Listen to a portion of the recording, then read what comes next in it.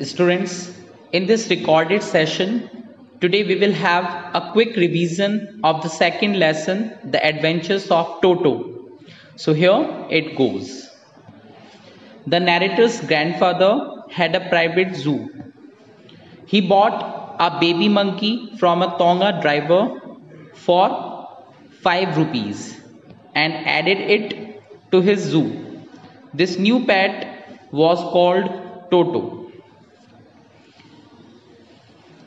Toto was a pretty monkey with bright and mischievous eyes. He was so naughty that he would frighten people by showing his white teeth. He had dry hands with quick fingers, and he would use his tail as his third hand. Toto looked cute, but his presence was kept a secret from the narrator's grandmother, because she did not approve of any new additions to the already existing pets. Consequently, Toto was put in a closet opening into the narrator's bedroom wall and was tied to a peg fastened into the wall.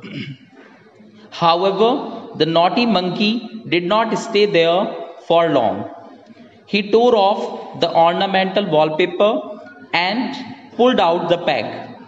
He also tore the narrator's school blazer into shreds. Grandfather was so fond of Toto that instead of being angry, he was pleased with this destruction.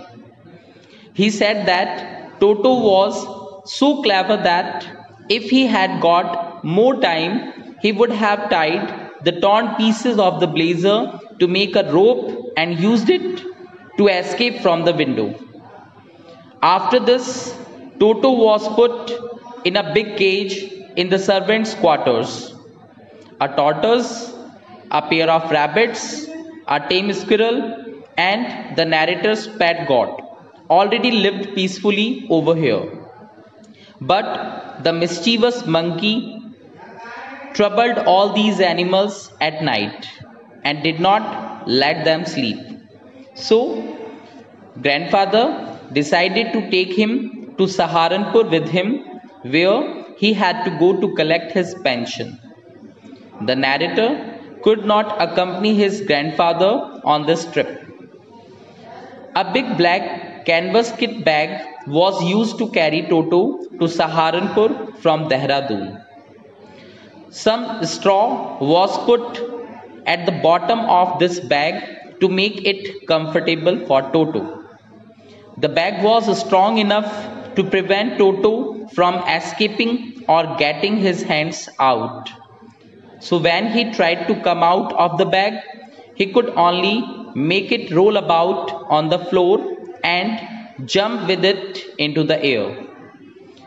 This quaint sight, means a strange, weird sight, drew the attention of onlookers at the Dehradun platform.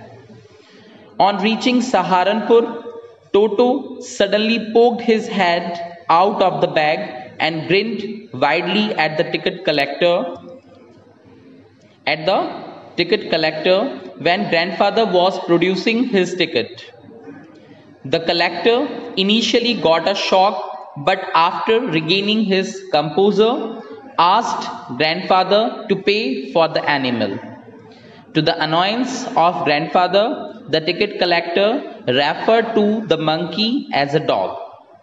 Grandfather made an attempt to convince the collector, but he had to finally pay 3 rupees as fare for Toto. Irritated grandfather took out his pet tortoise from his pocket and asked the collector to charge for it as well. Funnily enough, the ticket collector examined the tortoise closely and said that there were no charges to be paid since that pet was not a dog. Finally, Toto was accepted as a pet by the narrator's grandmother, and he was given a comfortable home in the stable. He was to stay there with the family donkey Nana. However, on the first night of his stay, Toto hung on to the donkey's long ears with his sharp teeth and never ever became friends with him. Toto used to love hot water baths in winters. His bath rituals was a sight to be watched. Grandmother would give him a large bowl of warm water and Toto would first test its temperature with his hand. Then he would step into it gradually, one foot after the other. He would sit comfortably with water up to his neck and rub soap all over himself with his hands or feet. When the water would cool down, he would run out quickly and reach the kitchen fire to dry himself. In case anyone laughed at him during this act, he would get hurt and refuse to take a bath. One day, Toto almost boiled himself alive while trying to bathe. He saw a large kitchen kettle left on the fire to boil for tea. He removed the lid and found the water warm enough for a bath. He got in with his head sticking out from the open kettle. A little while later, the water began to boil and Toto raised himself but sat down again since it was cold outside. He hopped up and down many times till grandmother came and took out a half-boiled Toto from the kettle. Toto's mischievous activities continued and it was now decided that he could no longer be kept as a pet in the house. This happened when he was caught stuffing himself with rice, pulao, laid on the dining table at lunchtime. Grandmother screamed at him when she saw this, but Toto threw a plate at her and a glass of water in the face of one of the aunts who tried to shoo him away. On grandfather's arrival, Toto picked up the dish and got out to sit on the branches of the jackfruit tree. He stayed there all afternoon and ate slowly till he finished all the rice. Then, to irritate grandmother, he threw the dish from the tree, thus breaking it into pieces. The middle class family of the narrator could not afford these frequent losses. So grandfather sold him back to the Tonga driver for 3 rupees, thus incurring a loss of 2 rupees. So students, it was the summary of the adventures of Toto which I have read to you, and now I hope you all have thus revised the lesson briefly.